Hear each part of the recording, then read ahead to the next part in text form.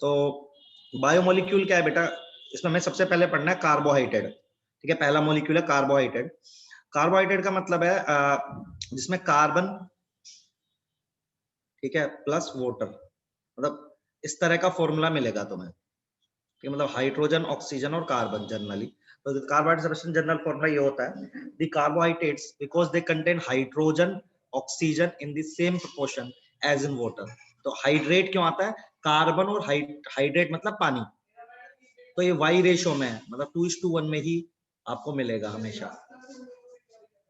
ठीक है, however a number of compounds are found which are carbohydrates by chemical behavior but do not contain this formula। लेकिन कुछ example है जो कुछ लोग इसको फॉलो नहीं करते फिर भी वो कार्बोहाइड्रेट होता है, वो अपन देख लेंगे।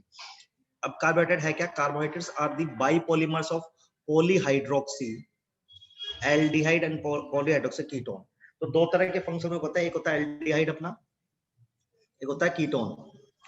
हाइड्रोक्सी मतलब होता है अल्कोहल, तो या तो मतलब अल्कोहल प्लस एल्डिहाइड होगा या अल्कोहल प्लस कीटोन होगा। तो दो तरह के हाइड्रेट होंगे, मैं बताऊंगा। देखो आगे लिखा भी है एल्डोज और कीटोज।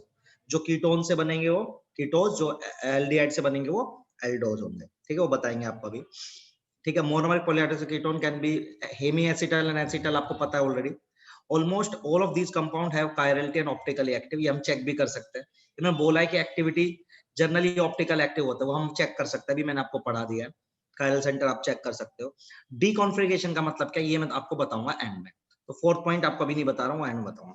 अब क्लासिफिकेशन है कार्बोहाइड्रेट का, कई तरह से क्लासिफिकेशन होता है। जैसे classification on the basis of number of hydrolysed product. मतलब क्या है, यदि आप किसी कार्बोहाइड्रेट को करोगे, पानी डालोगे, हाइड्रोलिसिस मतलब पानी डालोगे, तो कितने प्रोडक्ट वो बनाएगा उस हिसाब से। जैसे मोनोसैकेराइड, मोनोसैकेराइड का मतलब होता है एक ही यूनिट होती है, तो उसको आप हाइड्रोलिसिस कर ही नहीं सकते आप। ठीक है, ओलिगोसैकेराइड होता है 2 से 10 यूनिट्स, और पॉलीसैकेराइड उससे ज्यादा यूनिट्स। जैसे एग्जांपल दिए, जैसे ग्लूकोज, फ्रक्टोज, गैलेक्टोज, ये मोनोसैकेराइड है, सिंगल मॉलिक्यूल होता है सिर्फ। सुक्रोज क्या होता है, सिंगल मॉलिक्यूल नहीं होता है, 2 3 4 5 मॉलिक्यूल जुड़ते जाते हैं तो सुक्रोज बनता है। अभी मैं बना के भी दिखाऊंगा। ठीक है, अब आपको अपने बोर्ड के हिसाब से ये बहुत इंपॉर्टेंट है। ठीक है, तो क्लासिफिकेशन ऑफ कार्बोहाइड्रेट्स आपको आना चाहिए अच्छे से, विद एग्जांपल याद होना चाहिए। ये टेबल आपके लिए इंपॉर्टेंट है यार।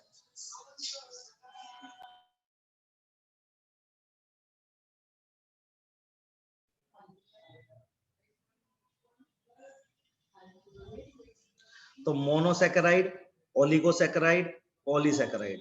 मोनो मतलब एक यूनिट, ओलिगो मतलब 2 से 10 units, polysaccharide beyond 10 units, right. इनके एग्जांपल्स भी याद करने हैं, ये सारे हमें पढ़ने हैं। ग्लूकोज, फ्रक्टोज, गैलेक्टोज तीनों पढ़ने हैं। सुक्रोज, माल्टोज, लैक्टोज ये दोनों पढ़ने हैं। स्टार्च, सेल्यूलोज, रेजिन्स और गम, तो स्टार्च और सेल्यूलोज तो पढ़ना ही पढ़ना है। ठीक है, स्टार्च तो आपने पढ़ा होगा, बहुत ही ज्यादा पॉलीमर होता है। ठीक है, पहला क्लासिफिकेशन क्लियर है सबको, सही है यार, फिर बोलो। यस।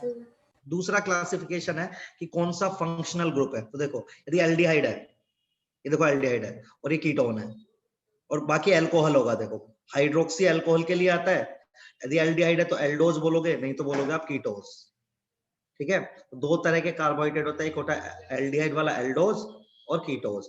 ये आप एग्जाम्पल अपन बाद में याद कर सकते हैं जब हम इनको पढ़ेंगे। ठीक है, तो ये इसमें इंपॉर्टेंट है। क्या बात करते हैं, तीसरा क्लासिफिकेशन बेसिस पे बेटा, classification of monosaccharide on the basis of carbon, ये इंपॉर्टेंट है। जैसे 3 कार्बन होगा तो ट्राई, 4 मतलब टेट्रा, 5 मतलब पेंट, 6 मतलब हेक्स, हेप्टी तो पढ़ा होगा आपने। तो जनरल टर्म क्या है, ट्रायोज, 3 के लिए ट्रायोज है। अब यदि वो एल्डिहाइड है तो बोलोगे एल्डी, मतलब एल्डी ट्रायोज। कीटो होगा तो कीटो ट्रायोज। 4 होगा तो टेट्राओज है तो एल्डोज, एल्डो टेट्रोज बन जाएगा, ऐसे कीटो टेट्रोज बन जाएगा। समझ रहे हो आप, तो ये मोनोसैकेराइड का क्लासिफिकेशन, ये नंबर ऑफ कार्बन एटम के बेसिस पे हम, मोनोसैकेराइड मतलब सिंगल यूनिट, तो सिंगल यूनिट का नाम है वो। मान लो एक यूनिट है, वो दूसरी यूनिट से कनेक्ट हो जाएगी या तीसरी से हो जाएगी तो ओलिगोसैकेराइड बन जाएगा, और मल्टीपल टाइम्स होती जाएगी तो पॉलीसैकेराइड बन जाएगी। सिंगल यूनिट का नाम, अब ये सिंगल यूनिट एल्डिहाइड की भी हो सकती है और ये कीटोन की भी हो सकती है। तो एल्डिहाइड की तो एल्डोज हो जाएगा, कीटोन की तो कीटोज हो जाएगा, और नंबर ऑफ कार्बन का क्लासिफिकेशन। क्लियर है। अब बोला जा रहा है कुछ फैक्ट्स है, ये याद नहीं रखना है। नंबर ऑफ कार्बन एटम 3 से 7 होते हैं generally. Simplest aldose is glyceraldehyde and ketose is dihydroxy ketone, ठीक है। हाँ बायोमोलिक्यूल करवा रहा है, ठीक है, ये भी आपको जनरल पॉइंट बताया। पेंटो, हाँ ये आप याद करके रखना, ये डीएनए आरएनए वाला फंडा है। तो डीएनए में राइबोज होता है ना, पेंटोज होता है, और ऐसे ही डीएनए में भी 5 वाला होता है, ठीक है, बाकी तो कोई दिक्कत नहीं है।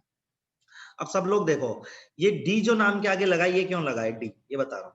तो जो लास्ट वाला कार्बन है आपका, याद रखना, लास्ट वाले कार्बन के यदि राइट में OH है, लास्ट वाले कार्बन के क्या है, सिर्फ लास्ट वाला कार्बन देखना है, यदि लास्ट वाले कार्बन के राइट में OH है तो डी कहलाएगा, और यदि यहाँ पे OH होता ना तो ये एल कहलाता। एक नोमेनक्लेचर छोटा सा, डी एंड एल नोमेनक्लेचर जो बायोमोलिक्यूल में यूज होता है। तो लास्ट वाले कार्बन को कंसिडर करते हैं, लास्ट वाले कार्बन के राइट में है OH तो डी बोलेंगे, लेफ्ट में है तो एल बोलेंगे। ये क्लियर है सबको, ये नोमेनक्लेचर क्लियर है? देखो यार, यस सर। ठीक है, बाकी तो वही है, देखो ये तो आपने ऑलरेडी भी पढ़ रखा है ना, 3 मतलब triose, tetrose, pent, hex, hept. बाकी यदि एल्डिहाइड है तो एल्डो लगाना है, कीटोन है तो कीटो लगाना है। यदि सिंगल यूनिट है तो उसको मोनोसैकेराइड बोलते हैं, वैसी 2 से 10 यूनिट है तो ओलिगोसैकेराइड बोलते हैं, और 10 से ज्यादा है तो क्या बोलते हैं अपन, पॉलीसैकेराइड बोलते हैं, सिंपल, ठीक है। तो 3 तरह से क्लासिफिकेशन है, पहला क्लासिफिकेशन था नंबर ऑफ यूनिट्स पे, दूसरा क्लासिफिकेशन था कि किस तरह के फंक्शन ग्रुप होते हैं, तो या तो कीटोन हो सकते हैं या फिर वो हो सकते हैं एल्डिहाइड, और तीसरा था नंबर ऑफ कार्बन पे। 3 के लिए ट्रायोस, टेट्रोस, पेंटोस, हेक्सोस, हेप्टोस, ठीक है। चलिए अब पढ़ाते हैं आपको स्टीरियोकेमिस्ट्री ऑफ, ये स्टीरियोकेमिस्ट्री अब आपको आराम से समझ में आ जाएगी, कोई दिक्कत नहीं आएगी, ठीक है। इसमें याद बहुत कुछ नहीं रखना है, समझाने के लिए है, ये समझना है, याद नहीं रखना है, ठीक है।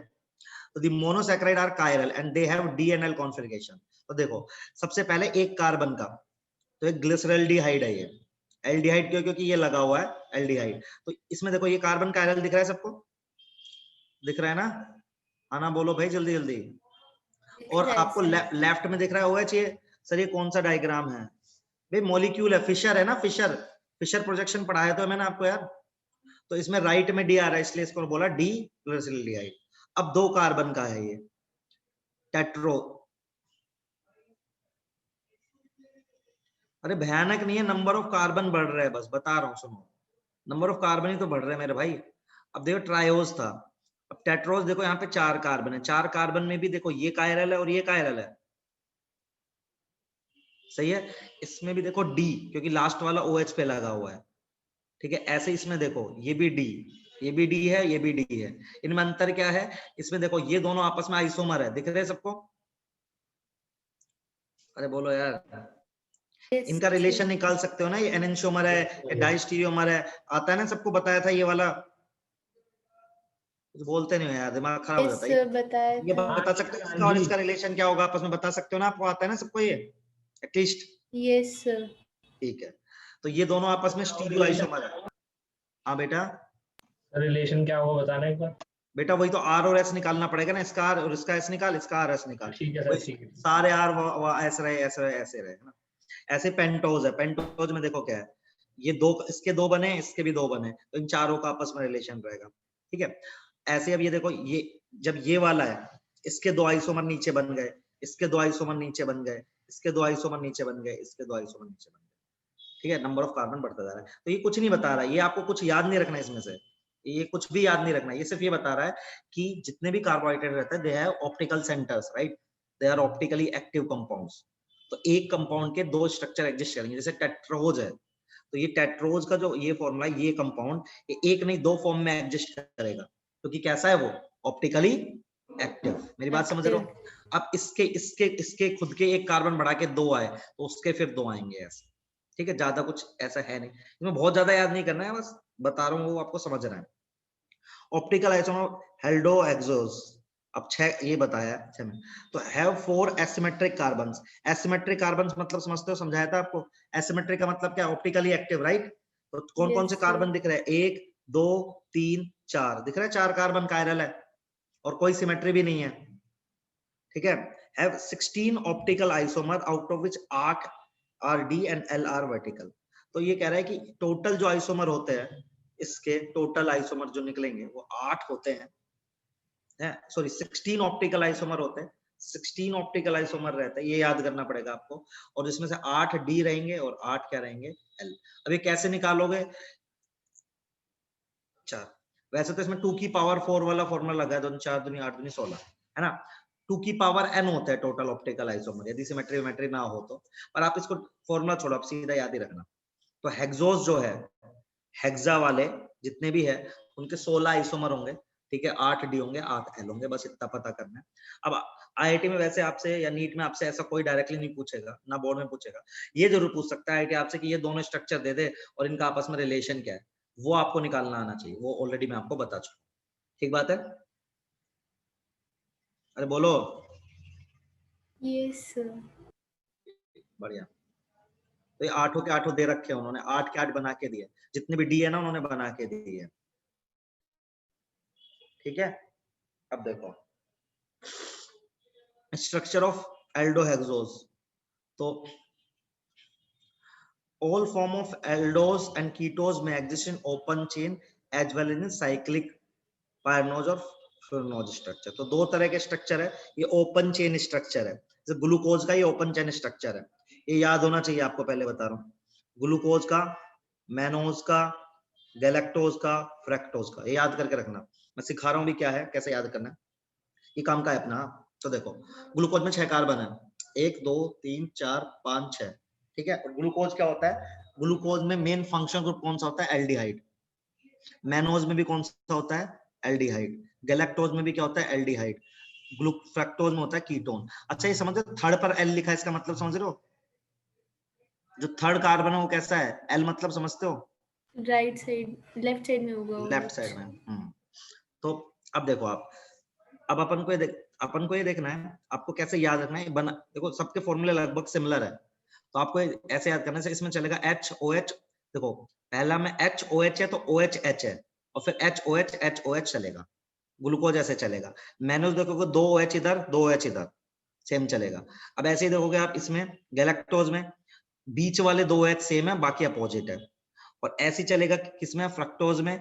वहां पे पहले आपको ये वाला, ये इसका तो प्रॉपर स्ट्रक्चर ही याद रखना पड़ेगा, क्योंकि उनके जैसे ये नहीं है। लेकिन ये आपको ये स्ट्रक्चर, ओपन चेन स्ट्रक्चर बनाना आना चाहिए ग्लूकोज का, बहुत इंपॉर्टेंट है ये। मेरी बात समझ रहे हो आप सब लोग, समझ रहे हो।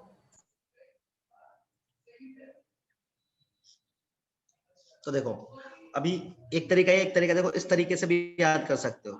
थर्ड पर एल, थर्ड कौन सा कार्बन है, देखो 1 कार्बन 2 कार्बन 3 कार्बन।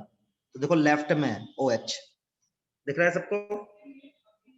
ग्लूकोज में थर्ड पे एल है ना, इसमें कोई भी एल नहीं है एलोज में। एल्डिहाइड जैसे ये है मैनोज, उसमें 2 और 3 पे लेफ्ट है, तो 1 2 3, 2 OH लेफ्ट में, बाकी राइट में। इसमें 3 4 पे एल है, तो आप ऐसे भी याद रख सकते हो।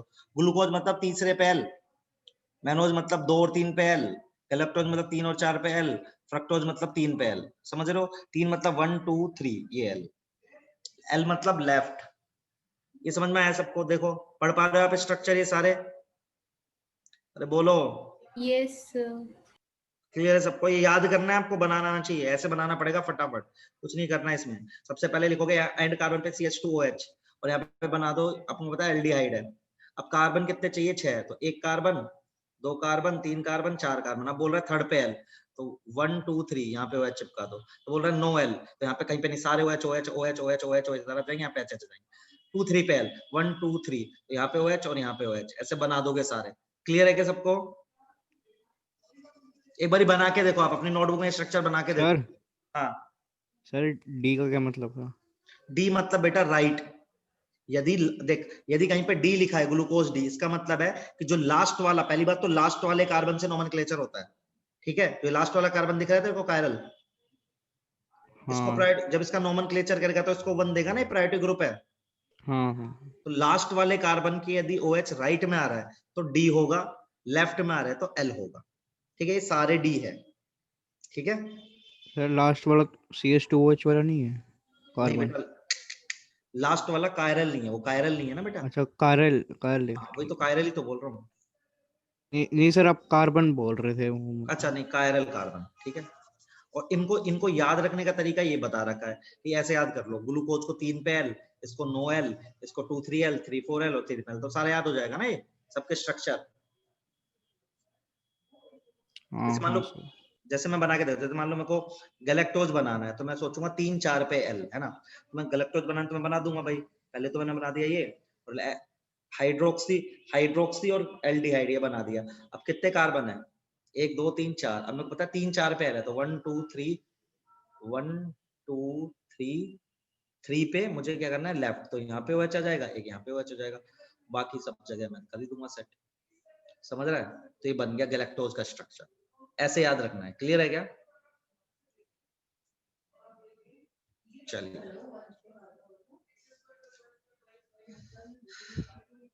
अब यार इनके साइक्लिक स्ट्रक्चर भी होते हैं, वो भी आपको याद रखना है, ठीक है। साइक्लिक स्ट्रक्चर में 5 कार्बन की चेन होती है, ठीक है। कितने कार्बन की चेन होती है? 5। तो 5 कार्बन की चेन आपको याद रखनी पड़ेगी। किस तरह से याद रखनी पड़ेगी? ये इसमें क्या क्या याद रखना है, देखो ये तो याद रखना ही रखना है, ये ग्लूकोज और फ्रक्टोज तो आपको कंपलसरी है बोर्ड के लिए, आपको याद ही होना चाहिए, ठीक है। बाकी आप ये आप देख सकते हो, याद रखो या ना रखो आपकी मर्जी है। अब इसको रट्टा मारने का तरीका क्या होता है, खुद बना बना के देखना पड़ता है। आप 5-6 बनाओगे, 5 कार्बन की चेन बनाओ। देखो मैंने क्या किया है, ये जो O था ना, मैं बताता हूँ आपको क्या किया है। देखो ये जो आपका ये स्ट्रक्चर दिख रहा है आपको सबको, यहाँ से H लो और यहाँ से OH लो, इनको उड़ा दो तो जुड़ जाएगा। देख लो कैसे, H2O निकाल दिया ऐसे करके। समझ में आ रही है कैसे बना रिंग? हाँ हाँ यहाँ से OH और यहाँ से H निकाल दोगे तो कनेक्ट हो जाएगी ना, ये देखो हाँ सर। ऐसे बनाया। समझे सब लोग? अब इसमें याद रखना पड़ेगा, जैसे यहाँ पे जैसे कार्बन दे दिया आपने, कार्बन नंबर, जैसे मैंने थोड़ा उल्टा, मैंने सारा कॉर्नर में बनाना था, वो गलत कर दिया।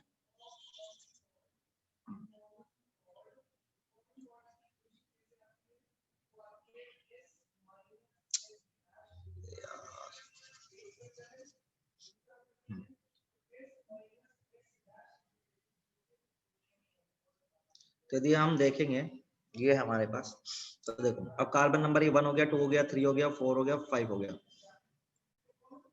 ठीक है।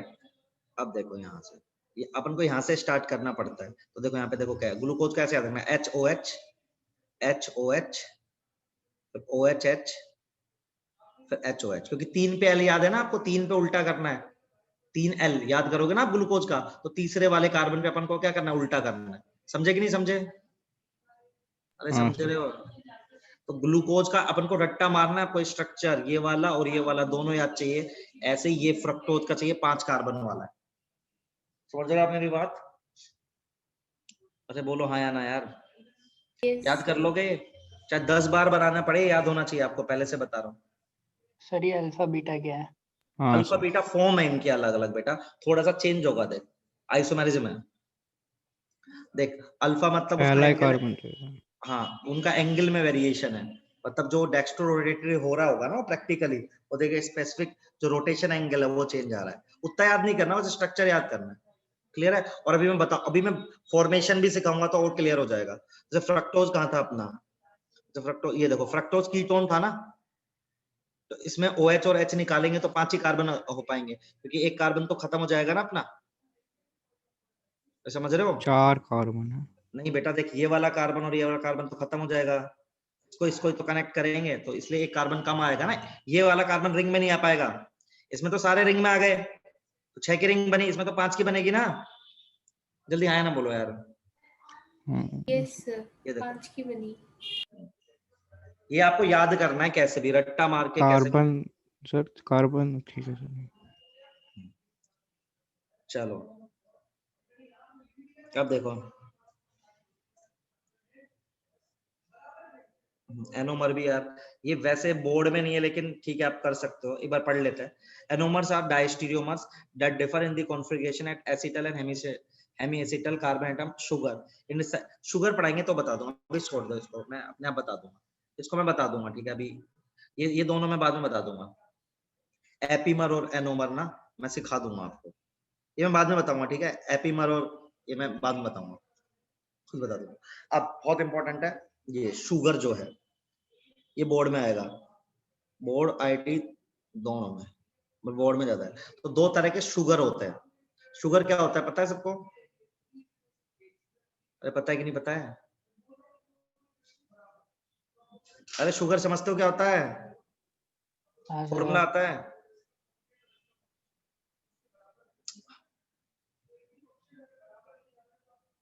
शुगर का फॉर्मूला आता है किसी को इस क्लास में? अरे मुझे सुन पा रहे हो? सर शुगर का सुक्रोज ही होता है ना, वही उसी का फॉर्मूला हाँ, होगा C बार H22 हो गया यार, और क्या है? H। तो देखो शुगर दो तरह के होता है, रिड्यूसिंग, एक होता है नॉन रिड्यूसिंग। बहुत इंपॉर्टेंट है, मैं पहले से बता रहा हूँ, याद करना है।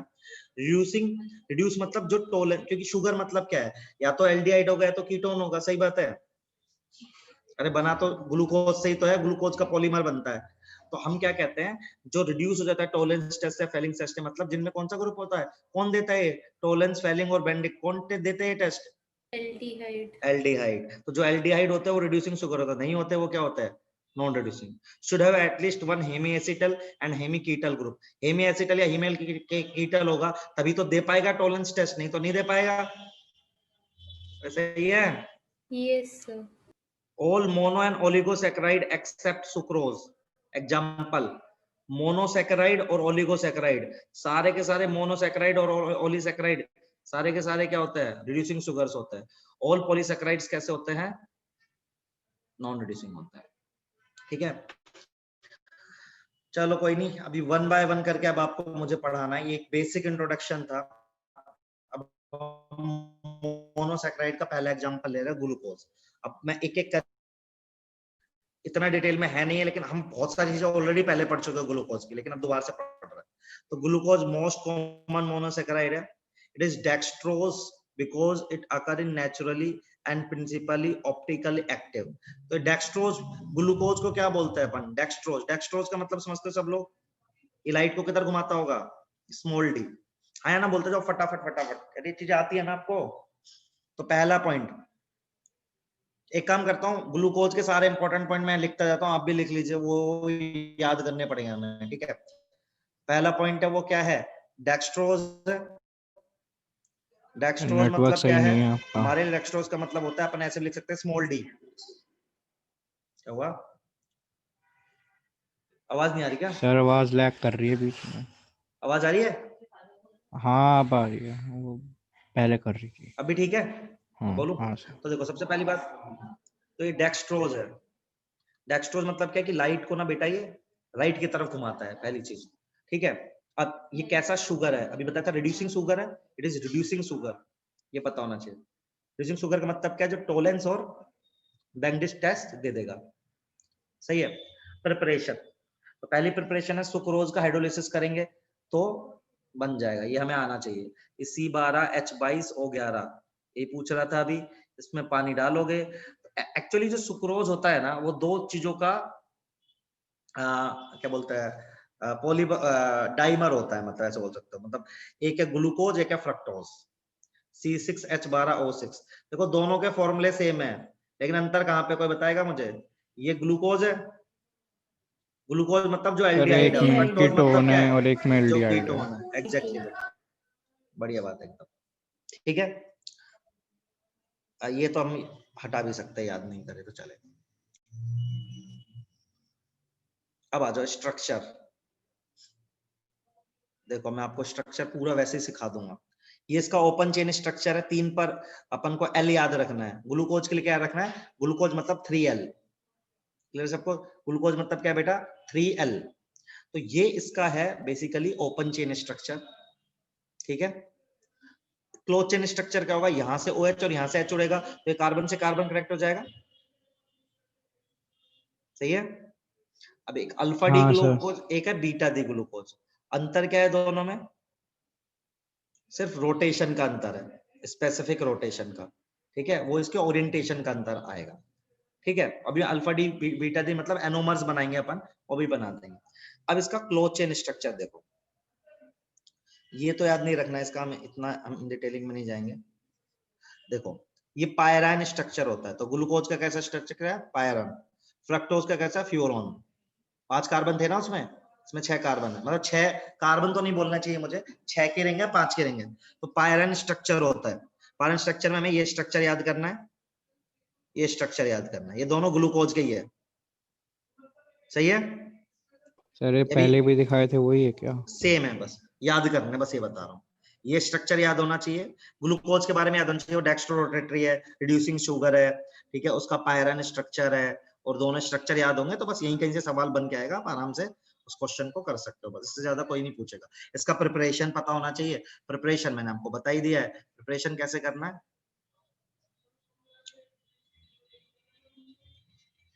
प्रिपरेशन कैसे करना है, हाइड्रोलिसिस ऑफ, हाइड्रोलिसिस। बिल्कुल। ये अभी छोड़ देंगे, म्यूटर रोटेशन नहीं पढ़ेंगे अपन अभी, इसका लाइट लेंगे। केमिकल रिएक्शन, केमिकल रिएक्शन एक बार मैं एनसीईआरटी में चेक करूंगा यार, 4th और 5th पॉइंट छोड़ रहा हूँ मैं चेक करूंगा, यदि होगा तो पढ़ लेंगे, नहीं तो जनरली अवॉइड ही करेंगे, ठीक है। रिएक्शन ऑफ एल्डिहाइड, बहुत सारी रिएक्शन दे रखी है एक्चुअली इन्होंने सारी वैसे है ये आसान, यदि आप देखोगे तो बताऊं आपको, देखो ये फर्जी रिएक्शन से दिखने की बड़ी है। आपने HCN डाला, याद होगी सबको एल्डिहाइड में कैसी रिएक्शन होती है जब CN जाता है, सही है, याद है, ये देखो याद है ना सबको, न्यूक्लियोफिलिक एडिशन रिएक्शन हो गई। Yes sir. ऐसे देखो ये रिएक्शन है, ये डाला इन्होंने NH2OH, मैंने आपको याद है वो रिएक्शन कराई थी कि अमोनिया के डेरिवेटिव वाली H2NG, हाइड्रोजन sir. हाइड्रोजन की रिएक्शन बताई थी, याद है, ऐसे H2 उड़ जाता है। सर। तो देखो ये रिएक्शन खत्म, ये रिएक्शन खत्म, ये रिएक्शन खत्म, ये रिएक्शन खत्म, ये डाई फॉर्मेशन है सब। देखो फिर 2,4-DNP टेस्ट नहीं देता ये, ठीक, सिर्फ रिएजेंट में ये सब वही, ये रिएक्शन में जनरली वैसे आप ये रिएक्शन ना सब वही रिएक्शंस है। ये देखो H2/Na रिड्यूसिंग एजेंट, इनको आप खुद भी पढ़ेंगे ना, तो रिड्यूस करोगे तो क्या हो जाएगा, जो आपका एल्डिहाइड है वो किसमें चला जाएगा, अल्कोहल में ना, और ऑक्सीडाइज करोगे तो आपका वो है वो कार्बोक्सिलिक एसिड में चला जाएगा। ये देखो ऑक्सीडाइजिंग एजेंट की रिएक्शन ये है, रिड्यूसिंग की है। HiPO4 वाली रिएक्शन याद है, नेक्स्ट हायर वाले में चला जाता है, काट काट के, आपको याद नहीं होगी वाली रिएक्शन चेक कर लेना, मैंने पढ़ाई थी आपको ये। चलो फ्रक्टोज पे आते हैं,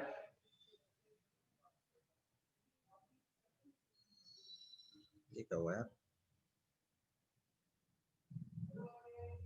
अच्छा इसका पेन चल आ गया क्या, ये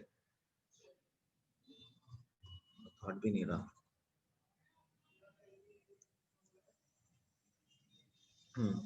फ्रक्टोज की बात करते हैं अपन अब, तो देखो फ्रक्टोज क्या है, सबसे पहले इसका वही बनता तो सेम ही है, आपने जो ग्लूकोज याद करा है वो फ्रक्टोज याद करा है, सुक्रोज का हाइड्रोलिसिस कर दोगे तो बन जाएगा, ठीक है। अगेन इसका ये वाला स्ट्रक्चर सही है फ्रक्टोज का, उसमें भी फिर अपन ने OH उड़ाता था, वही पायरनोज स्ट्रक्चर बनेगा, ठीक है ना, इसमें तो कोई दिक्कत नहीं है किसी को। ये स्ट्रक्चर में पीछे भी बोला था कि याद करना है, आपको याद ही करना है। केमिकल रिएक्शंस में आपको कुछ याद नहीं करना है यार, देखो इसमें कीटोन होता है, तो कीटोन वाले रिएक्शन से देखो यार, देखो साइनोहाइड्रिन बनेगा पहली रिएक्शन से, ये NH2OH है तो OH उड़ जाएगा, ये सब वही रिपीटेशन है, आप याद करो चाहे मत करो फर्क नहीं पड़ता है, क्लियर है सबको, ठीक है। बस ये रिएक्शन जरूर याद कर लेना, HiPO4 वाली यार, बार बार बोल रहा हूँ, ये मैंने आपको कॉपी में कराई है, प्लीज आप चेक कर लेंगे, ठीक है। कार्बोनाइल कंपाउंड में, हाँ हाँ, कार्बन में नहीं, ऑक्सीडेशन में कराई होगी, काट काट के नेक्स्ट हायर ऑक्सीडेशन स्टेट में ले जाता है, ये सिखाया था मैंने, ये सारी रिएक्शंस वही है। देखो ना ये रिएक्शन है, अब यहाँ से ये उड़ जाएगा H2O, ये कनेक्ट हो जाएगा, सब वही है जो अपन आपने पढ़ा है, ब्रोमीन वाटर टेस्ट वो सब एक बार आप रीड करेंगे, कोई दिक्कत नहीं। डाइसैकेराइड बनाना सिखाते हैं, तो डाइसैकेराइड का मतलब क्या होता है, कंडेंसेशन ऑफ 2 मोनोसैकेराइड, जब 2 मोनोसैकेराइड आपस में जुड़ते हैं ना और पानी निकलता है, और जो बॉन्ड बनता है बोलता है ग्लाइकोसाइडिक बॉन्ड, गिव्स डाइसैकेराइड, ये बहुत इंपॉर्टेंट है। तो डाइसैकेराइड का मतलब क्या होता है बेटा, जब 2 मोनोसैकेराइड आपस में जोड़ते हैं और पानी निकल जाता है तो उसको बोलते हैं अपन डाइसैकेराइड। जैसे पहला आपको सुक्रोज, सुक्रोज किससे मिलके बना है ये पता होना चाहिए, किससे मिलके बना है, डी ग्लूकोज और डी फ्रक्टोज, ठीक है, किससे मिलके बना है पहली बात ये पता होनी चाहिए, सुक्रोज मिलकर बना है डी ग्लूकोज और डी फ्रक्टोज। अब दोनों के स्ट्रक्चर यदि आपको याद होंगे ना तो बहुत आसान हो जाएगा बनाना आपके लिए, कैसे मैं बताता हूँ।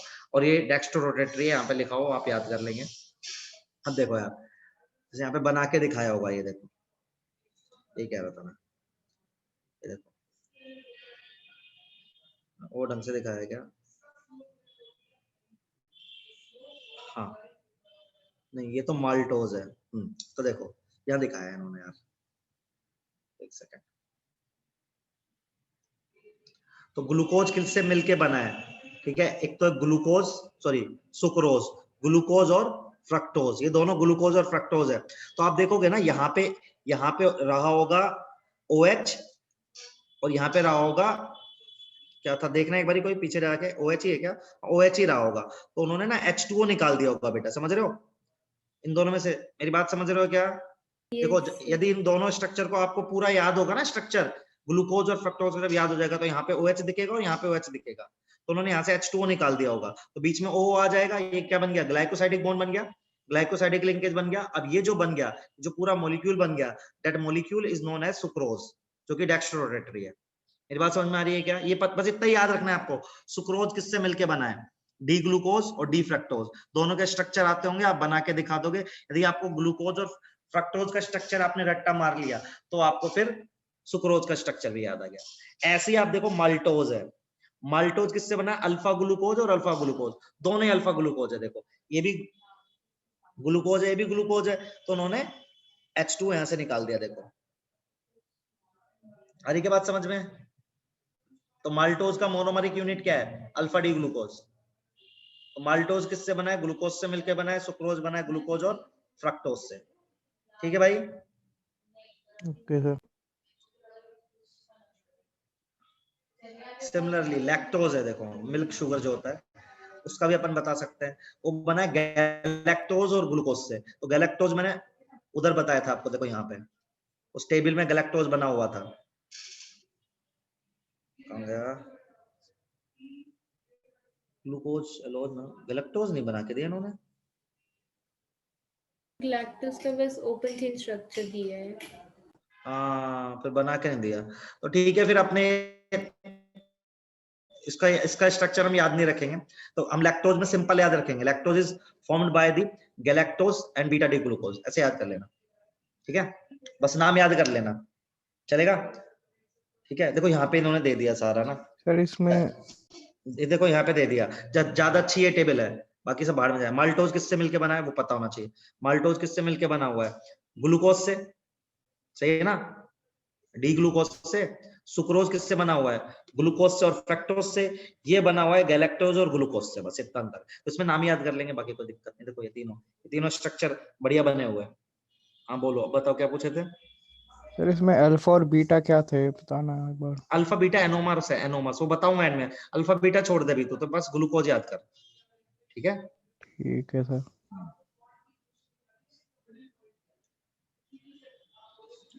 अब देखो पॉलीसैकेराइड, पॉलीसैकेराइड देखो सबसे पहले स्टार्च है आपके कोर्स में, जनरल फॉर्म है C6H10O5N, इतने मॉलिक्यूल जुड़ेंगे। तो इसमें क्या होता है, इसमें भी इसकी कोई ना कोई मोनोमेरिक यूनिट होगी, तो हम देखेंगे कौन सी मोनोमेरिक यूनिट है। देखो starch is the main carbohydrate of diet. अच्छा यहाँ पे देखो जैसे बकवास लिखी है, हाँ, when starch is heated with water separated into component, the part is soluble in water called amylose and the remaining fraction is amylopectin। ये याद रखना भाई, बिल्कुल ही बायोलॉजी वाला पार्ट है। तो जब भी आप स्टार्च को गर्म करोगे ना तो एक पार्ट पानी में घुलेगा और एक पार्ट पानी में नहीं घुलेगा। जो पानी में घुलेगा उसको अमाइलोज बोलते हैं और जो नहीं घुलेगा उसको बोलते हैं amylopectin. Both amylose and amylopectin are compose of D glucose unit.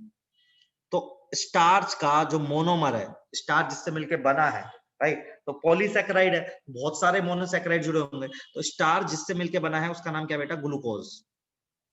ठीक है, तो दोनों अमाइलोज और अमाइलोपेक्टिन दोनों की दोनों जो यूनिट है वो दोनों किससे बनी है, ग्लूकोज से बनी है।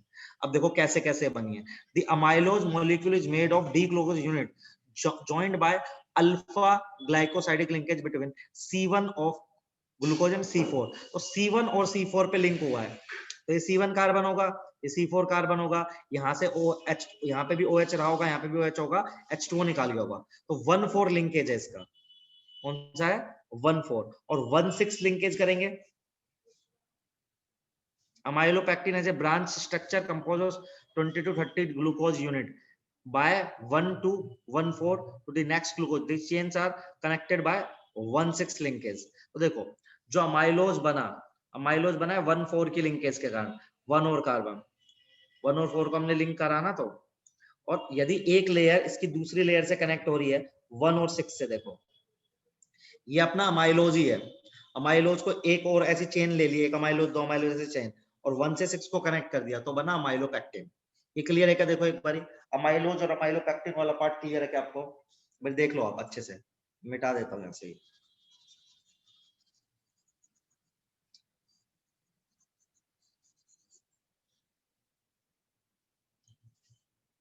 एक बारी पढ़ लो, देख लो, ये थोड़ा सा कॉम्प्लेक्स हो गया है।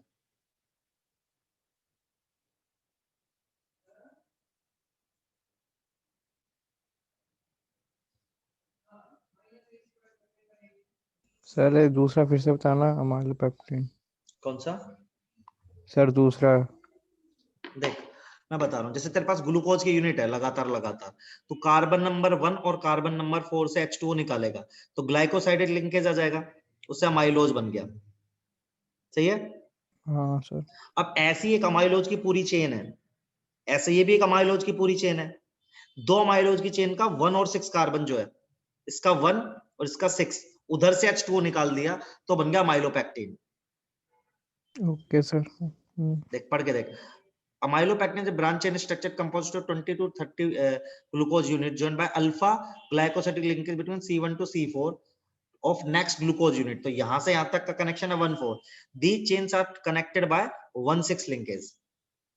तो एक चेन में 1,4 लिंकेज है, जब एक चेन दूसरी से कनेक्ट हो रही है तो 1,6 लिंकेज है। सही है? हाँ सर।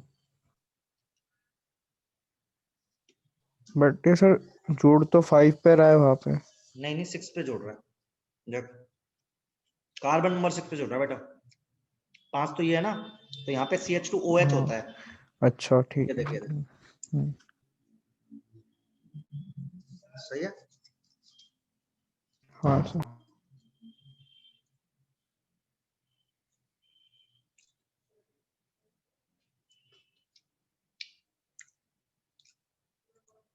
आगे बढ़े।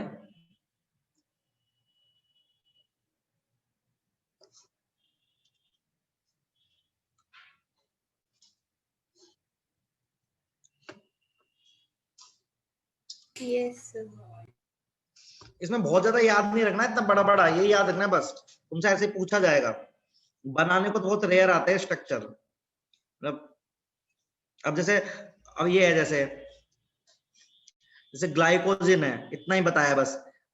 It also like amylopectin but branching will take place after 5 to 6 glucose unit, तो हमें याद नहीं रखना। सेल्यूलोज है, जैसे सेल्यूलोज में क्या याद रखना है? देखो कौन सी लिंकेज हो रही है?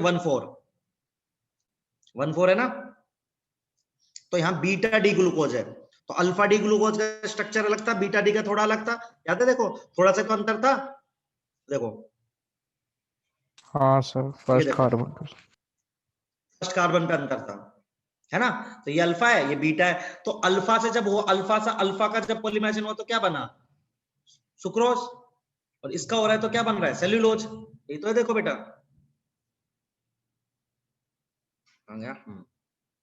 समझ रहे हो मेरी बात? स्टार्च में कौन सा था? अपना अल्फा वाला था ना, अल्फा डी ग्लूकोज था, और जब बीटा डी ग्लूकोज होगा तो क्या बन जाएगा? देखो बीटा डी में 1,4 लिंकेज से अपना सेल्यूलोज बन जाएगा, अल्फा डी ग्लूकोज में 1,4 लिंकेज से सुक्रोज बन जाएगा। बात समझ में आई सबको? सही है? हाँ इतना ही तो करना है। अब जैसे स्टार्च, अच्छा ये बता रखा है, ये तो उन्होंने ऐसा अजीब सा दे रखा है, इसको छोड़ दो, कोई दिक्कत नहीं। ये क्लियर आ गया? तो सेल्यूलोज पता चल गया अपन को, ये पता चल गया, ठीक है? तो देखो अल्टीमेटली याद क्या करना है देखा जाए तो, ठीक है? फिर कार्बोहाइड्रेट पे ही रहते हैं, हमें पहले कुछ इनका क्लासिफिकेशन आना चाहिए अच्छे से, यहाँ से सवाल बन सकते हैं, तो क्लासिफिकेशन हमें अच्छे से आने चाहिए, बहुत हल्का। फिर हमें ये कुछ याद नहीं रखना था। फिर हमें यदि सच बताऊं तो ग्लूकोज का, मैनोज का, गैलेक्टोज का और फ्रक्टोज का ओपन चेन स्ट्रक्चर याद होना चाहिए, क्लोज चेन स्ट्रक्चर याद होना चाहिए। अपना क्लोज चेन होते अपना सारा काम बन जाएगा। फिर ग्लूकोज वापस से बताया मैंने आपको, एक रिड्यूसिंग और नॉन रिड्यूसिंग शुगर में अंतर पता होना चाहिए प्रॉपरली, ठीक है? फिर ग्लूकोज का पता है आपको, ग्लूकोज फ्रक्टोज इनके स्ट्रक्चर पता है, उससे आपको पता चल जाएंगे डाइसैकेराइड। डाइसैकेराइड में कौन कौन था? सुक्रोज था अपने पास, माल्टोज था अपने पास, और एक और था, क्या नाम था उसका? लैक्टोज था। ऐसे पॉलीसैकेराइड में स्टार्च था और सेल्यूलोज था। तो अपन को पूरे स्ट्रक्चर याद नहीं रखना है। स्टार्च मतलब ऐसे याद रखना है कि भाई अल्फा डी ग्लूकोज से कोई पूछे स्टार्च क्या है तो आप बताओगे दो पार्ट होते हैं, एक अमाइलोज और एक अमाइलोपेक्टिन। अमाइलोज पानी में घुल जाता है, अमाइलोपेक्टिन पानी में घुलता नहीं है। अब बनता कैसे है, आप बोलोगे भाई अल्फा डी ग्लूकोज लेना है और 1 और 4 कार्बन से H2O निकाल देना है, ग्लाइकोसाइडिक बॉन्ड आ जाएगा तो ये बन जाएगा अमाइलोज। ऐसी बहुत सारी चेन, और 2 चेन को यदि 1 और 6 कार्बन से H2O निकाल कर अपन जोड़ दे तो अमाइलोपेक्टिन बन जाएगा। ऐसे को पूछे सेल्यूलोज का है तो बताओ भाई पॉलीमर है, किसका पॉलीमर है, बीटा डी ग्लूकोज है। बीटा डी ग्लूकोज में 1 और 4 कार्बन पर यदि आप H2O निकाल दोगे तो आपका सेल्यूलोज बन जाएगा। समझ में आई बात? क्लियर है?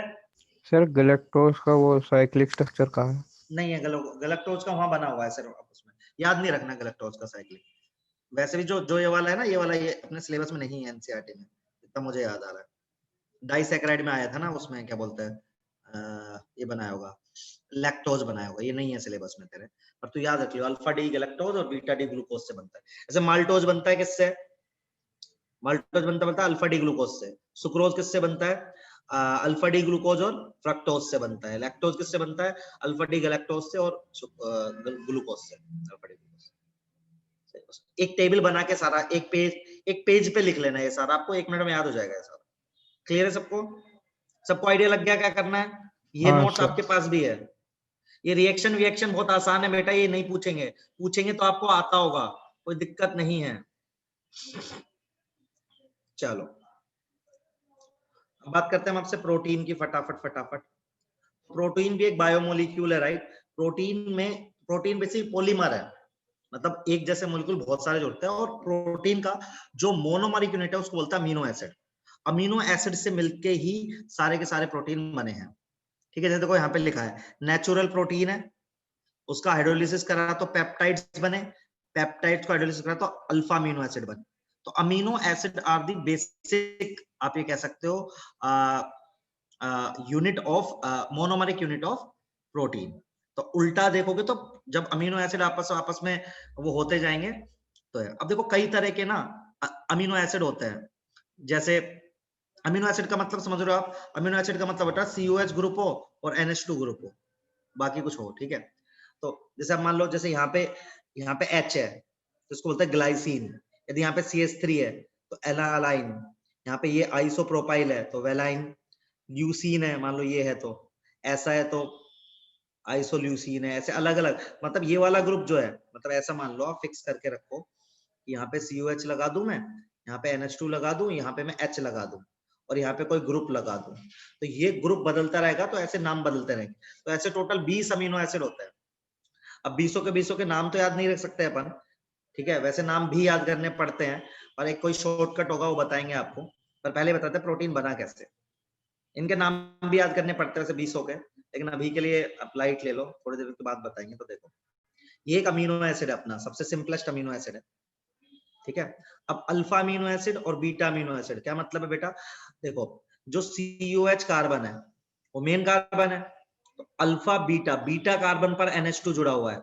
अल्फा समझते हैं ना, जहां पे मेन फंक्शन ग्रुप अटैच होता है, ये अल्फा कार्बन जहां पे मेन फंक्शन ग्रुप अटैच हुआ है, उससे अगला बीटा होता है। तो यदि अल्फा पे NH2 जुड़ा है तब तो अल्फा अमीनो एसिड हो जाएगा, बीटा पे जुड़ा है तो क्या हो जाएगा, बीटा अमीनो एसिड हो जाएगा। ये समझ में आ रही बात? पोजीशन का अंतर है बस। अल्फा कार्बन है, ये फंक्शन ग्रुप से जस्ट अगला कार्बन हमेशा नोटेशन होता है वो अल्फा कार्बन होता है, ये बीटा कार्बन होता है। तो अल्फा पे जुड़ा तो अल्फा, बीटा पे जुड़ा तो बीटा। क्लियर है सबको इतना?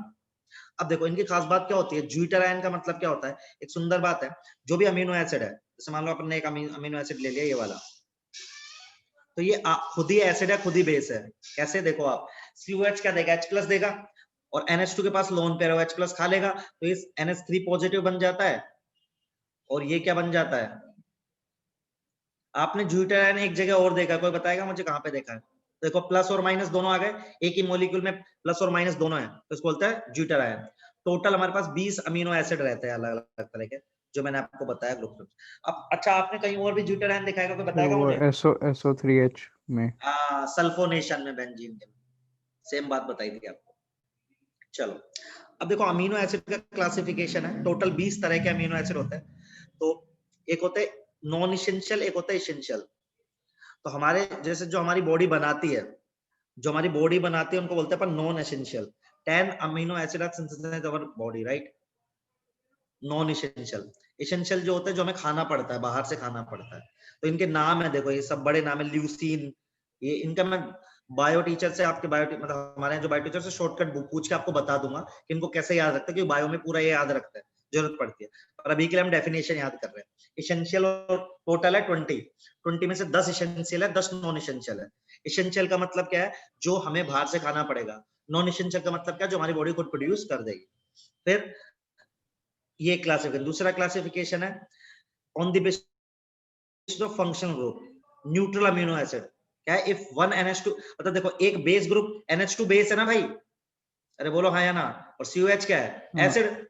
बात समझ में आती है? हाँ सर, हाँ। Yes, तो यदि sir. एक ग्रुप है, मतलब एक NH2 है, एक COH है, एक NH2 मतलब एक एसिड है, एक बेस है, तो बन जाएगा क्या वो, न्यूट्रल। एसिडिक में कौन से ग्रुप ज्यादा होंगे, COH, और बेसिक में कौन से ग्रुप ज्यादा होंगे, सही है? NH2. अरे समझे, Yes, sir. समझ रहे हो हाँ, कुछ? जैसे यहाँ पे टेबल बनी हुई देख सकते हो ना, जैसे आप बोल सकते हो कहाँ पे देखे, इन्होंने तो इसेंशियल वाले दे रखे सारे।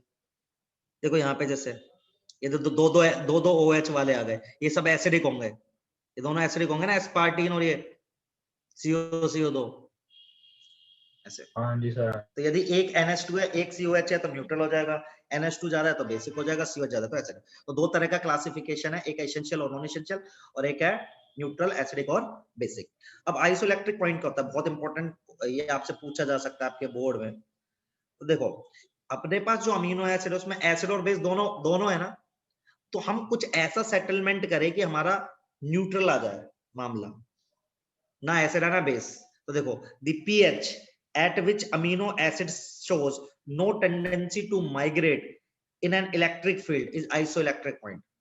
मतलब कि देखो आपके पास ये है, ये CO नेगेटिव, मतलब आपके पास अमीनो एसिड है कोई एक, अब आपका ये तो फिक्स ही है, यहाँ पे कुछ H है, यहाँ पे कुछ G है। अब इसका कोई एक ऐसा pH अपन सेट करके रखे जहां पे प्लस और माइनस इक्वल इक्वल आ जाए, तो कोई ना मूव करे, ना कोई कैथोड की तरफ, कोई ना एनोड। देखो because of amphoteric nature of acidic solution. तो देखो एम्फोटेरिक नेचर का अपने पास प्लस भी है माइनस भी है, तो पूरा जो एक मॉलिक्यूल है वो प्लस की तरफ भी भाग सकता है, माइनस की तरफ भाग सकता है। तो हम एक ऐसा पीएच फिक्स करें जहां पे वो मॉलिक्यूल किस भी तरफ मूव ना करे, वो पॉइंट, वो पीएच बेसिकली आइसोइलेक्ट्रिक पॉइंट होता है। मतलब वो पीएच, मतलब वो H+ या OH- की कंसंट्रेशन जिसपे आपका अमीनो एसिड ना कैथोड या एनोड की तरफ मूव ना करे, क्योंकि वो किसी ना किसी तरफ कर सकता है, क्योंकि उसके पास पॉजिटिव या नेगेटिव दोनों चीजें हैं, वो ज्यूटेड आयन है क्योंकि।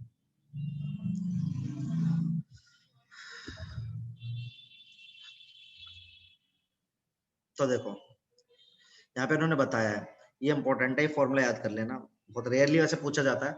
न्यूट्रल अमीनो एसिड के लिए फॉर्मूला होता है pK1 + pK2 / 2, ठीक है। फॉर एसिडिक अमीनो यही फॉर्मूला है। बेसिक के लिए A2A3 आ जाते हैं बस।